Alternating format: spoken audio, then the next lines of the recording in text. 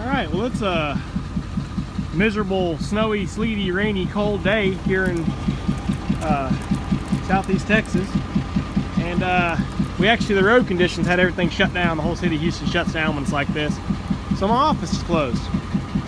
And so what better to do with a day off work, a rather miserable day off work, than work outside on the excavator. So I was going to show you guys real quick. I'm going to change my air filters and I'm going to change my oil because it's way overdue.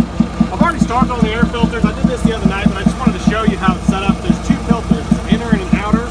Again, this is a Link Belt 3400 Quantum. It's a non-current series, it's like a 99 model.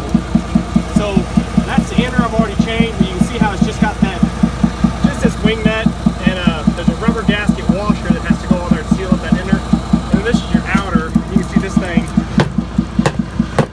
just kicking dust out. I've never changed it before. Poor maintenance on my part. But brand new one here.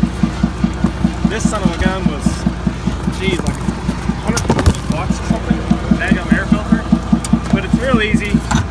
Slides in, and then got this threaded nut with a washer on it too.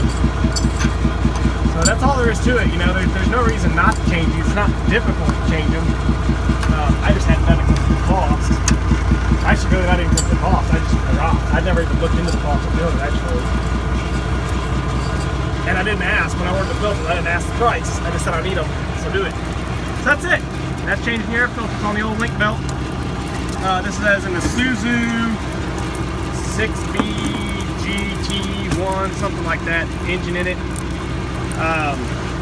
I mean, I think that's pretty standard on most bigger machines on a dual air filter like that. So just wanted to show that to you, no big deal. Now I'm going to get into the oil filters when I can. I got the engine warming up so the oil's good and running, and going to get the prep work done and get them swapped out.